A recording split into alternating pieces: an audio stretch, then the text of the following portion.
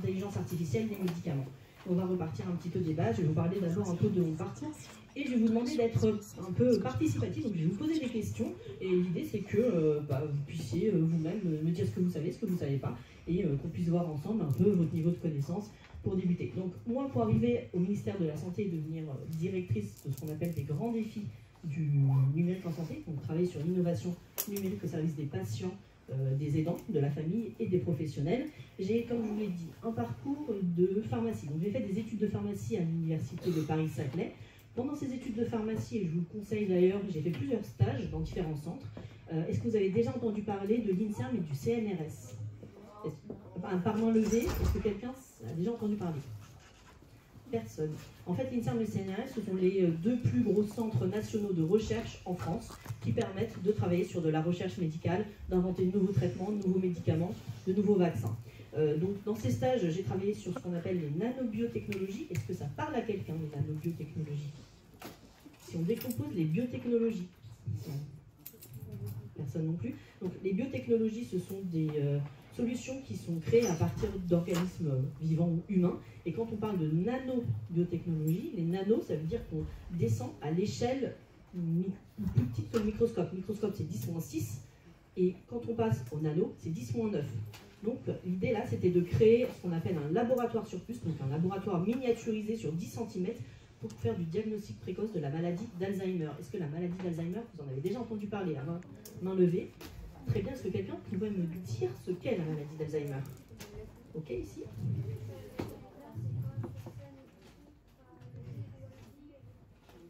C'est ça, progressivement, donc je répète pour ceux qui ne l'ont pas entendu, c'est quelqu'un qui progressivement va perdre la mémoire et va avoir du mal à se rappeler des choses. Et ce qui est compliqué dans cette maladie, c'est qu'on n'a pas de traitement à l'heure actuelle. Donc l'idée, c'est de faire un diagnostic avant l'heure, ce qu'on appelle un diagnostic plus précoce, pour faire de l'entraînement, en tout cas essayer de faire des exercices cognitifs pour entraîner la mémoire, pour retarder ce processus. Et pour l'instant, il n'y a pas de traitement qu'on appelle curatif, qui permet de traiter la maladie.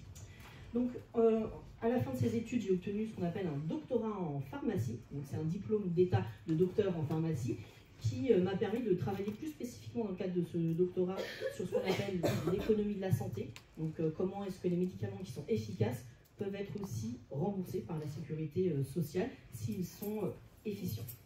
J'ai fait un stage à l'hôpital européen Georges Pompidou à Paris, qui m'a permis de découvrir plusieurs services. Donc, quand vous êtes étudiant en médecine ou en pharmacie, vous êtes ce qu'on appelle externe. Donc, ce sont des stages que vous faites le matin et vous allez en cours l'après-midi. Ce qui vous permet de voir différentes spécialités avant de vous spécialiser plus tard si vous souhaitez travailler à l'hôpital, par exemple. Ensuite, j'ai travaillé à l'Agence nationale de sécurité du médicament. Est-ce que pendant la période de la Covid, vous avez entendu parler de l'ANSM? Oui. Alors, j'ai eu un oui par main levée. Très bien. Est-ce que tu sais ce que c'est? Non. Alors, l'ANSM, l'Agence nationale de sécurité du médicament, c'est l'autorité française qui est chargée de réguler les médicaments, les produits de santé, les dispositifs médicaux. En d'autres termes, si vous avez le Doliprane, ça vous parle? Oui. Donc, si vous avez un Doliprane, mais que pendant la phase de production du médicament, il y a des impuretés qui font que vous avez des effets indésirables qui se répandent dans la population. Il y a un mécanisme de surveillance qui est effectué, qui fait qu'il y a un rappel de l'eau de ces médicaments. Là, typiquement, c'est dans les missions de l'ANSM. De la même façon, un médicament, pour être mis sur le marché, il doit obtenir une autorisation, parce qu'il a fait des études qui ont prouvé qu'il est efficace et qu'il est sécurisé. C'est-à-dire qu'il ne fait pas d'effets indésirables graves. Là aussi, l'autorisation pour faire ces études, c'est délivré par l'ANSM. Donc voilà, c'est des exemples du rôle de l'autorité de santé française, l'ANSM. Ensuite, j'ai travaillé dans un laboratoire pharmaceutique, Johnson & Johnson, pareil, par main levée. Est-ce que vous avez déjà entendu de différents noms de laboratoires pharmaceutiques? Un laboratoire français, on voit souvent les pubs aussi à la télé. Oui. Sanofi, très bien. Eh bien, Sanofi, c'est le plus grand laboratoire français. Et donc, en petit cocorico, on est assez fiers en France d'avoir ce laboratoire pharmaceutique qui nous permet de faire de la production aussi locale à la fois des médicaments, de dispositifs médicaux qui permettent d'approvisionner la population française dans différents médicaments. Et Sanofi en a entendu parler aussi, justement, quand il recherchait un vaccin pendant la période Covid. Là, Johnson & Johnson, c'est un laboratoire qui, lui, est un laboratoire américain, qui a une filiale française, donc située ici des Moulineaux, et dans laquelle j'ai travaillé pendant à peu près 3 ans en tant que spécialiste d'économie de la santé, d'accès au marché des produits de santé qu'on appelle des dispositifs médicaux. Je vous en parlerai un petit peu après. ensuite, je suis retournée à l'hôpital, à l'hôpital Foch, qui est situé dans l'ouest francilien. Et dans cet hôpital, j'ai été directrice d'un centre d'innovation des dispositifs médicaux. Alors, quand on dit dispositifs médicaux, est-ce que ça parle à quelqu'un? Main levée. Ok, ça ne parle pas. Est-ce qu'il y a des personnes qui portent des lunettes dans l'assemblée? Oui, assemblée. Alors, les lunettes, qu'est-ce que c'est? C'est un dispositif médical qui vous aide à mieux voir. Vous avez tous utilisé une brosse à dents. C'est un dispositif médical qui vous aide à prévenir les caries. Est-ce que vous avez d'autres idées de dispositifs médicaux? Alors, un petit peu plus poussés. Oui. Vous vous levez et vous allez vous mettre au fond, s'il vous plaît. Allez. Pour les personnes qui ont des déficit auditif, c'est un appareil qui est qualifié de dispositif médical. Oui. L'appareil dentaire est tout à fait un dispositif médical, très bien. Oui, exactement. Pour les yeux, c'est un dispositif médical. Maintenant, on va entrer sur les dispositifs médicaux qui sont invasifs, ceux qui rentrent dans le corps. Vous savez qu'il y a certains footballeurs qui peuvent avoir des problèmes à un moment, qui se cassent une partie du corps, ligament croisé ou autre. On va utiliser par exemple des fils de suture pour les soigner, pour refermer. Ces fils de suture, ce sont des dispositifs médicaux. D'autres personnes qui tombent se cassent la hanche du fémur. Il y a des prothèses totales de hanche qu'on introduit dans le corps de la personne pour remettre la hanche droite. C'est un dispositif médical. Et une autre maintenant, un dernier exemple. Oui. Tout à fait, quand on a une scoliose, on peut être amené à faire de la chirurgie du rachis. Et là, pareil, on utilise des dispositifs médicaux, c'est très bien. Au niveau du cœur, parfois, il y a des personnes qui ont des vaisseaux qui se remplissent de graisse au fur et à mesure. Et du coup, le vaisseau, en fait, le passage du sang diminue. Et pour traiter ça, on peut faire des opérations qui permettent de mettre... Oui. Comment? Oui. Et ces vaisseaux en métal, c'est tout à fait ça. Vous savez à quoi ça ressemble un vaisseau en métal en réalité avant de le mettre dans le corps de la personne? Vous voyez ce que c'est un tout petit ressort, tout petit ressort comme ça, qui fait à peine, mais même pas 1 mm de diamètre. Et bien en fait, on met ce petit ressort sur une longue tige. Dans cette tige, on a ce qu'on appelle un ballon. On fait souffler le ballon à l'intérieur. Quand le ballon souffle, le ressort, qu'est-ce qu'il fait? Il grossit. Et une fois que le ressort a grossi, il se pose sur les vaisseaux de la personne. On dégonfle le ballon, on retire le ballon. Et le ressort reste, ce qui fait que le sang peut recirculer. C'est ce qu'on appelle un stent cardiaque, pour les gens qui font un infarctus du myocarde. C'est bon, c'est clair? Ce qu'on appelle, les personnes parlent de crise cardiaque, mais le terme scientifique et médical, c'est l'infarctus du myocarde. Donc en parallèle de cette direction du centre d'innovation des dispositifs médicaux, et au moment après ensuite où j'ai été recrutée au ministère de la Santé pour être directrice de ces grands défis, et aussi en charge de l'intelligence artificielle au ministère, j'ai réalisé une deuxième thèse qui s'appelle une thèse de science. Vous avez peut-être entendu parler de personnes qui font des thèses de recherche. Et dans ces thèses de recherche et ces thèses de science, moi j'ai travaillé plus particulièrement sur l'intelligence artificielle en santé. Ce que ça peut apporter pour diagnostiquer des maladies, faire des pronostics, éviter les rechutes de certaines pathologies, éviter les hospitalisations. Donc moi, où est-ce que je travaille? Je travaille au ministère de la Santé, qui est en fait pas très loin de chez vous, comme vous voyez ici apparaître à l'écran. Donc c'est Avenue Duquesne. Ce ministère de la Santé, il a plusieurs missions. Il change souvent de nom, mais il est toujours le ministère de la Santé. Là, c'est le ministère de la Santé et de l'accès aux soins. Il était avant le ministère de la Santé et de la prévention pendant la période de Covid. Mais globalement, ce qu'il faut retenir, c'est qu'au sein de ce ministère, il y a plusieurs directions d'administration centrale, telles que la direction générale de l'offre de soins, la direction générale de la santé. Et moi, je travaille au sein de la délégation au numérique en santé. Donc il y a différentes missions. Ce que je vous ai mis à côté, c'est là où j'étais hier. Donc j'étais au niveau du service du Premier ministre, donc là pas très loin non plus d'ici, au niveau de l'hôtel de Varennes, pour discuter des sujets plus spécifiques qui me concernent sur le numérique en santé mentale. Et on a abordé notamment la santé mentale des jeunes, des enfants et des adolescents, pour leur proposer soit des solutions numériques pour les aider, soit faire attention à l'usage des outils numériques, à l'usage des écrans, qui a fait l'objet d'un rapport il n'y a pas très longtemps. Alors on a parlé un petit peu de dispositifs médicaux et d'exemples de dispositifs médicaux. Je vous ai cité un exemple de médicament, notamment le Doliprane, qui au même titre que le Dafalgan contient une substance active, le paracétamol. Est-ce que vous savez ce qu'est une substance active? Le principe actif du médicament. Oui. Tout à fait. Le principe actif dans le médicament, c'est ce qui va avoir l'action principale.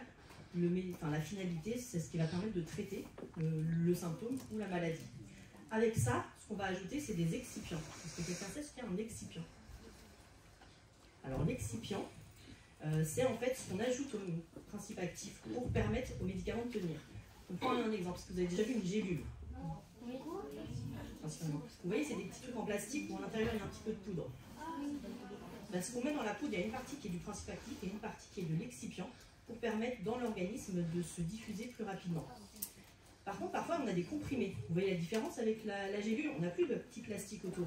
C'est plein de poudre très compacte qu'on a tassé pour créer cette forme de comprimé. Parfois, on considère que comme on l'a beaucoup tassé, ça se libère moins rapidement dans l'organisme que la gélule. Et pour aller encore plus vite, on a des comprimés effervescents. Est-ce que ça vous parle, le comprimé effervescent? Oui. Tout à fait. Donc le comprimé, par exemple, de la vitamine C, que vous mettez dans l'eau et ça se diffuse et ça devient tout orange. Ben, la particularité, c'est que ça permet au médicament d'agir plus vite dans l'organisme parce qu'il a été déjà dilué dans l'eau. Donc une fois que vous le buvez, il est dans l'estomac et il peut se diffuser.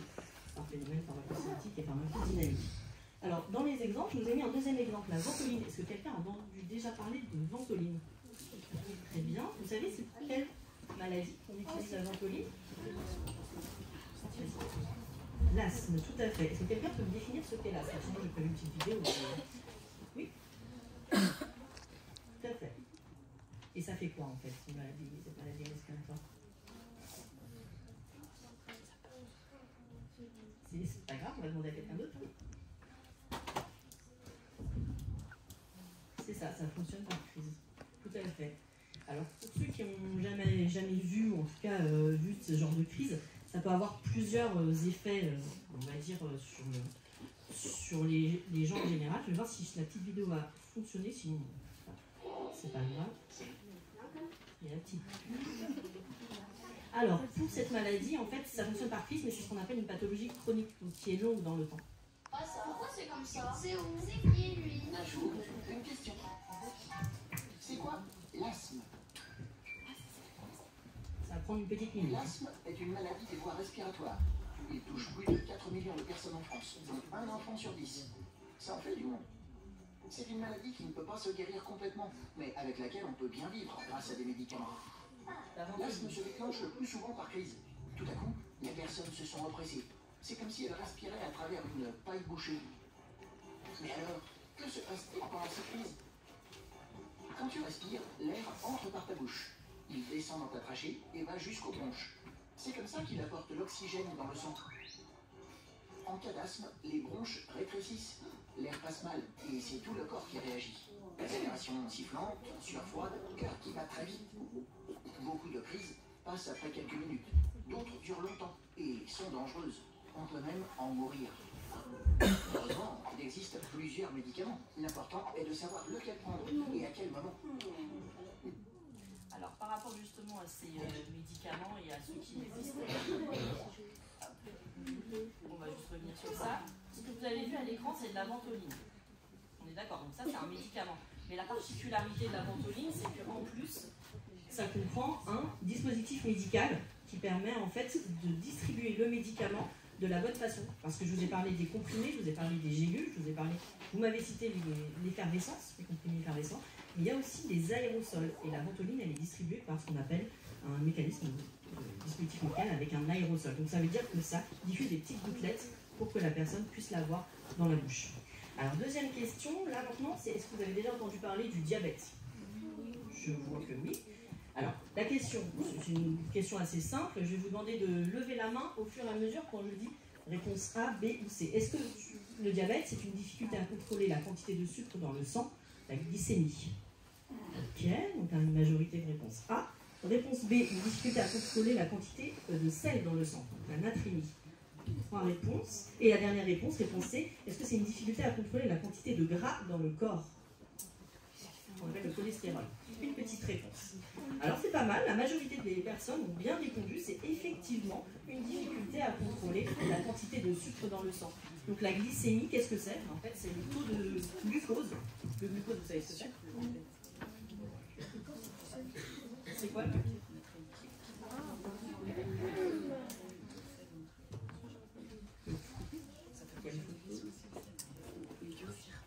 Et donc dans le sang, ce qu'on a, nous, c'est du glucose.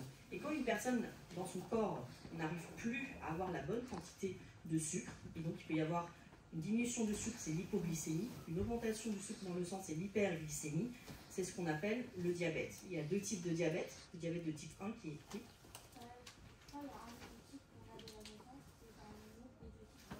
C'est exactement ça. Tout à fait. Pour ceux qui n'ont pas entendu, ce qu'elle nous disait, c'est qu'il y a bien deux types de diabète. Un qu'on a plutôt dès la naissance, en tout cas très jeune, c'est le diabète de type 1. Et un qu'on va avoir plus âgé, donc le diabète de type 2, qui est acquis dans le temps, qui fait que dans l'organisme, eh bien, une partie du corps, un organe ne fonctionne plus dans le temps. Alors que pour les autres, c'est plutôt génétique. En tout cas, ça peut être souvent dû à des gènes. Qu'est-ce que c'est une maladie génétique? Au fond, une maladie qui un petit peu plus fort. Une maladie qui se transmet du genre dans la famille. Tout à fait, ça se transmet. C'est une maladie qu'on peut qualifier d'héréditaire. Ça se transmet dans la famille et pas forcément directement du père ou de la mère. Ça peut venir des grands-parents, en tout cas de façon filiale, par les gènes. Vous avez vu ce que c'est les gènes déjà? Non, pas encore. Oui. Je vais l'expliquer. Les gènes, en fait, c'est ce qu'on va retrouver dans votre corps. C'est ce qui fait que vous allez par exemple développer une couleur des yeux particulière. La couleur des yeux marron, bleu, vert ou autre. Et que vous avez, des fois vous remarquez que vous avez la couleur des yeux de vos parents. Parfois vous avez la couleur des yeux de vos grands-parents. C'est une question de filiation de génétique. Donc dans le diabète, de la même façon, vous avez en fait parfois une partie génétique dans ce diabète, et notamment dans le diabète de type 1. Donc, ils ont ici toutes les suivies. Pareil, c'est une toute petite vidéo explicative du diabète, cette fois plutôt du diabète de type 2. Et ensuite, je vais vous mettre une petite vidéo pour parler un petit peu d'une innovation dans le diabète. C'est quoi? C'est une maladie très répandue qui touche une personne sur 11 dans le monde. En cause, le dérèglement d'une hormone, l'insuline. Sa mission est très importante car elle contrôle le transport du sucre aux cellules. Les muscles font ainsi le plein d'énergie. Pour un diabétique, l'insuline ne fonctionne plus mal et tout s'enraye. Le sucre est alors moins bien réparti et son taux dans le sang, la glycémie, s'élève de façon anormale. Mais pourquoi cette maladie est-elle dangereuse? Le diabète peut endommager de nombreux organes, comme les yeux, les reins, le cœur, le cerveau. En 2017, 4 millions de personnes sont mortes dans le monde à cause de cette maladie. Il existe plusieurs types de diabète. Le diabète de type 1 est le moins répandu. Ces raisons sont nombreuses et compliquées à prévenir. La majorité des malades a un diabète de type 2. Une mauvaise alimentation, le manque de sport ou le stress sont en partie responsables de la maladie. Certains patients sont contraints de mesurer régulièrement leur taux de glycémie. Et un traitement quotidien est obligatoire. Donc, si vous avez bien entendu, il y a une nécessité à la fois de mesurer la quantité de sucre qu'on a. Il y a une question, non? Juste, est-ce que ça peut se rétablir? Comment? J'ai pas entendu la Est-ce question. que ça peut se rétablir Ça peut se rétablir. En fait, ça fait partie des recherches qu'on a actuellement en cours pour voir comment essayer d'agir sur la partie curative, traiter complètement la maladie. C'est pas le cas. Pour l'instant, on traite ce qu'on appelle des symptômes. Donc le fait d'avoir trop de glucose ou pas assez de glucose. Quand vous avez entendu la vidéo, il y a un mot qui est apparu, qui est l'insuline, qui disait justement que cette insuline, c'est qu'on a un manque de création d'insuline, ce qui fait qu'on n'arrive pas à rétablir le taux de glucose. Ben là, il y a des traitements qui sont innovants, je vais vous en montrer un, qui permettent, au lieu de se... Est-ce que vous avez déjà vu des personnes atteintes de diabète se piquer le doigt pour mesurer le taux de sang? Et bien là, il y a un nouveau traitement qui permet, au lieu de se piquer le doigt tout le temps, de le mettre soit au niveau du bras ou autre, et en fait d'avoir une sorte de brassard, de bracelet au niveau du bras, qui diagnostique, qui mesure la glycémie en continu, et qui peut être relié à un dispositif qui est attaché au niveau de la ceinture. Ah, il y a une petite question.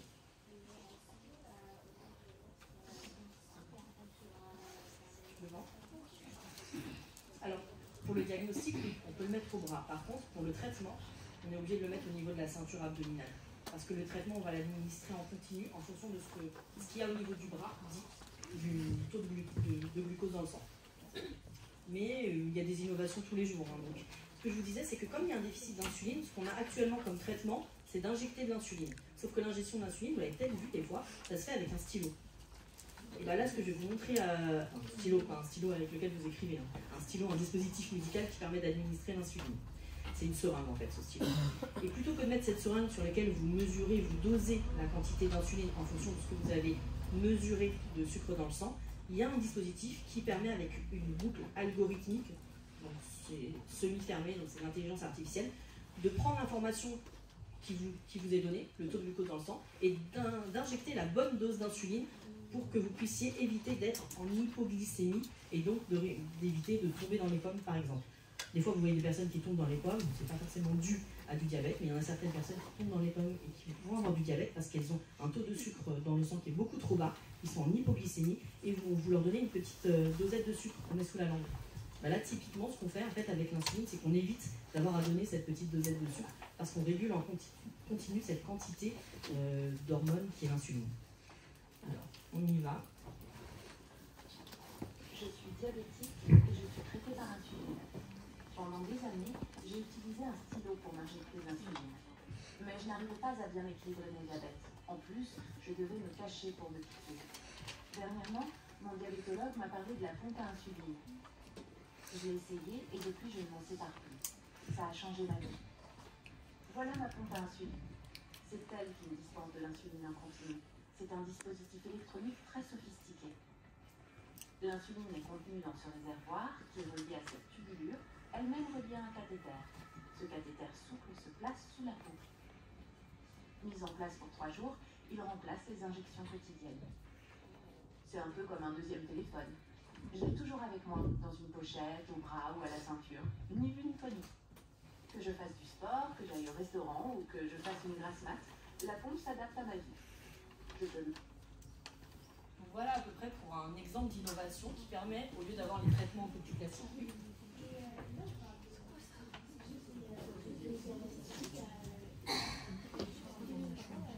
Wefa, l'insuline, c'est la même chose. vous vous levez et vous allez vous asseoir tout au fond. L'insuline, en fonction du taux qu'on a dans le sang, soit ça va provoquer une hypoglycémie, soit une hyperglycémie. Si on n'a pas le bon taux, on a une marge thérapeutique qui fait que quand on n'est pas dans les bonnes zones, les bonnes quantités, soit on fait de l'hyper, soit on fait de l'hypoglycémie. Donc c'est aussi l'insuline qui peut fonctionner. Mais sinon, en général, pour le diabète de type 2, avant d'arriver jusqu'à l'insuline, il y a d'autres médicaments qui s'appellent les antidiabétiques oraux, tels que la metformine, qui permettent de réguler votre quantité de sucre dans le sang. Et bien sûr, avant de donner des médicaments, on a ce qu'on appelle les régimes alimentaires.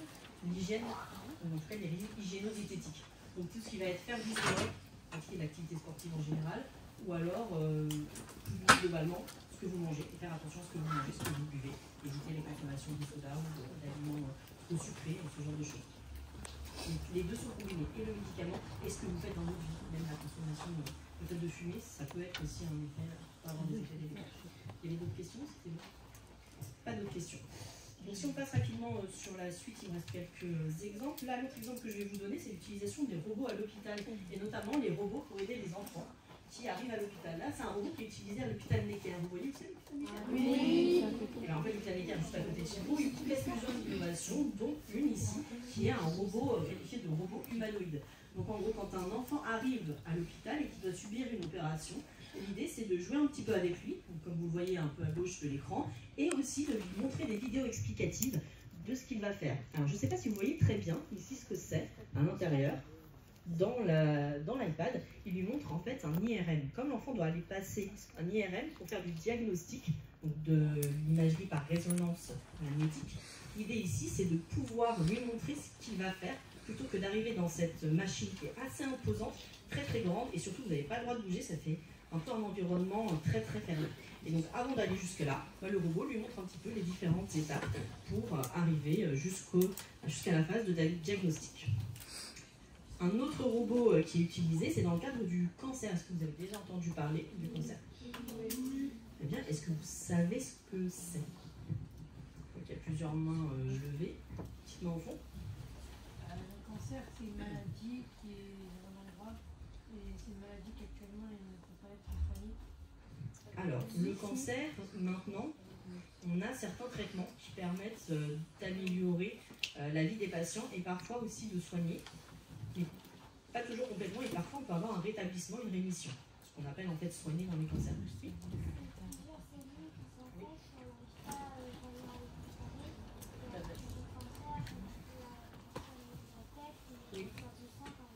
Tout à fait, très bien. Ça, c'était un mot très important. Il y a des cellules qu'on n'arrive pas en fait à soigner parce que qu'est-ce qui se passe? Là, vous voyez, il y a plein de petites cellules considérées comme saines. Et de temps en temps, il y a une cellule qui, au lieu de se multiplier normalement, continue à se diviser selon un cycle cellulaire, finit par se multiplier à l'infini. On ne contrôle plus cette multiplication. Ce qui peut créer des sortes de petites boules, ce genre de choses qu'on peut ressentir dans le cancer du sein, ou qu'on peut voir à l'IRM, que je vous montrais avant, au scanner, ce genre de choses. Et là, c'est ce qu'on appelle le cancer. C'est une façon pour les cellules en fait, de se démultiplier. On n'a pas compris encore le mécanisme pour toutes les pathologies. Parfois, on l'a, donc on a quelques traitements qui permettent d'améliorer ça. Oui. Il peut y avoir des cancers qui ont une partie héréditaire et qui peuvent se transmettre de façon génétique, ce qui fait qu'on a trouvé des traitements, ceux qui se transmettent en fait, qui vont agir sur le gène directement. Et donc, dans le cancer du sein, on a la partie du cancer du sein HER1, 2, et donc ce gène HER fait qu'on a des traitements spécifiques pour les patients qui ont ce gène-là. Donc disons que sur ces parties de transmission, parfois, ça peut permettre d'avoir des promesses pour le traitement de ces cancers. Je vais peut-être passer sur la vidéo et vous montrer directement quelques exemples pour soigner le cancer. On a tout ce qui est sur le génome, ce que je vous disais, agir sur la partie du gène. On a ce qu'on appelle la chimiothérapie, donc c'est des traitements très lourds qu'on va administrer, qui vont avoir des effets indésirables très forts, comme les vomissements, les nausées, ce genre de choses.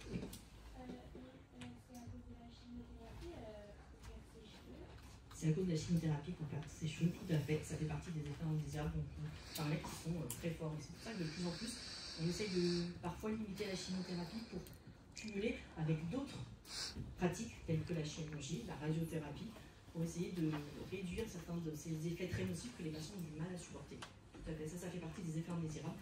On parle souvent en santé, dans le médicament, des balances bénéfices-risques. Et bien alors, dans le bénéfice, on essaye de limiter la prolifération des cellules tumorales. Mais dans le risque, c'est qu'il peut y avoir parfois beaucoup d'effets indésirables parce qu'on n'agit pas avec le médicament que sur la cellule qui est malade. On peut agir aussi sur les cellules saines et ça fait des effets indésirables comme la frange. Il y a une petite main au fond, oui. Il vous faire aussi des piqûres.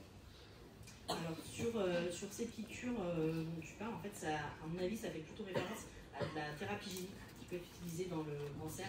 Mais ça peut être assez rare, mais ça peut s'utiliser effectivement. Et c'est des techniques très récentes. Hein. Dans ces piqûres-là, on est vraiment dans de l'innovation très récente sur des traitements qui coûtent très cher, mais qui sont assez révolutionnaires. Nous, on a des maladies qui ne se traitaient pas du tout, et ce qu'on appelle les carticelles, c'est ces piqûres qui permettent de traiter et d'avoir des résultats, par exemple, 50% de réussite. Là, on avait 0% en fait, parce qu'on ne savait pas du tout comment agir sur cela. Il y a d'autres traitements, je pense que je ne suis pas sûre d'avoir exactement le temps de présenter. Je vais faire rapidement la petite vidéo sur la chirurgie robotique. Le robot ne remplace pas l'homme, mais en met un prolongement. Le chirurgien reste le seul décideur, ce qui implique de disposer de professionnels bien formés. Sur cela, des simulateurs permettent de se faire la main avant d'opérer au bloc. Vous voyez, c'est les mains du chirurgien en bas. Pourront également Un peu comme un jeu vidéo. L'expérience d'un chirurgien senior grâce à un système à double commande. Ce type de collaboration est également possible avec deux experts pour des opérations plus complexes. Ce que vous voyez à droite, c'est le robot, avec les 4 bras. Accessible à tous. Alors, le coût actuel est de 2 millions d'euros d'achat. Donc ce robot chirurgical, qu'est-ce que ça permet? En fait, ce robot, l'avantage, d'une part, c'est qu'il y a moins de cicatrices, parce que qu'est-ce qu'on fait? Au lieu d'ouvrir complètement une personne au niveau du ventre pour un cancer digestif, il va y avoir ces différents bras, ça va jusqu'à 6 là, les 4 bras que vous voyez, ce qu'on appelle des bras, c'est des outils. Et au lieu d'ouvrir le patient en deux, on va appliquer juste des trous pour faire passer le bout des bras. Ces trous, en fait, qui sont appliqués, ce sont juste des points de suture, donc quelques points de suture pour refermer ce trou. On peut en mettre jusqu'à 4. Et avec la possibilité de soigner et de retirer le tissu malade, ce qu'il y a dedans aussi, et qui permet de voir en fait l'opération, c'est une petite caméra guidée qui permet au chirurgien de voir dans la console, ça s'appelle une console, comme une console de jeu vidéo, et qui permet au chirurgien en fait de voir l'intérieur du corps du malade pendant qu'il fait l'opération. Et ce que vous avez vu au niveau là, des 2 doigts qui se touchent, c'est ce qui va permettre aussi au chirurgien de bouger à l'intérieur du corps du malade et de retirer le tissu malade, les cellules tumorales par rapport aux cellules saines. De la même façon, toujours dans le cancer, on peut utiliser l'intelligence artificielle pour traiter certains cancers avec de la radiothérapie. La radiothérapie, c'est qu'on va appliquer en fait des ondes, de la lumière, ça va dépendre du type de radiothérapie, avec un dispositif médical, là c'est le dispositif CyberKnife, qui utilise aussi l'intelligence artificielle. Pendant longtemps, la radiothérapie consistait à administrer d'un seul coup des doses importantes de radiation qui détruisaient les cellules cancéreuses d'une tumeur et donc permettaient de tuer ces cellules. Le problème, c'est que ces doses importantes de radiation se propageaient également dans les tissus sains avoisinants, exposant les cellules normales à une quantité importante de radiation et en tuant certaines également. Donc on peut voir des effets indésirables sur les autres cellules. Le système de radiochirurgie stéréotactique CyberKnife utilise une technologie non chirurgicale assistée par ordinateur qui propulse il y a des tirs qui sont radiation appliqués sur selon la des personne. angles différents directement sur la tumeur. Les tissus sains avoisinants sont donc protégés des radiations. Grâce aux données issues d'un scanner de la tumeur et au squelette qui permet d'obtenir une architecture précise de l'individu, un bras robotisé haute vitesse assisté par ordinateur est utilisé pour cibler la tumeur sous tous ses angles au cours du traitement. Grâce au système CyberKnife, fini les lourdes doses de rayons. Est-ce que vous arrivez à voir à quoi ça peut servir justement le fait de tirer et d'avoir une localisation en temps réel de la tumeur et de cibler? Donc on aura moins de cellules saines qui sont touchées, mais en plus pour une personne qui a un cancer du poumon. Quand on fait l'opération, est-ce que vous savez que la personne qui subit l'opération va continuer à respirer pendant l'opération, même avec une anesthésie? Ce qui veut dire que le poumon va continuer à se déplacer pendant l'opération. Et donc quand ça se déplace, c'est beaucoup plus dur pour un médecin d'appliquer la bonne dose et de tirer sur la bonne dose, ne sachant pas où va être exactement le poumon. Dans ce système avec l'intelligence artificielle, l'idée c'est de localiser en temps réel. On injecte ce qu'on appelle des petites billes d'or, c'est de l'or, hein, c'est littéralement ce que vous pouvez porter comme des bijoux, mais vous l'injectez à l'intérieur du corps du patient et vous pouvez, la capacité de l'or à se fixer sur les cellules tumorales et vous pouvez localiser en temps réel la tumeur et appliquer du coup le traitement au bon endroit, diminuer les zones saines qui peuvent être traitées et donc diminuer les effets indésirables. Alors là c'était une petite comparaison entre les deux, on va passer rapidement. Mais c'était juste pour vous dire que du coup on utilise plusieurs systèmes, à la fois la chirurgie ou la radiothérapie, la chimiothérapie, parfois c'est combiné, parfois on fait des choix entre ces traitements et on adapte pour les patients. Voilà, j'ai fini sur la présentation, je ne sais pas s'il y avait des dernières questions.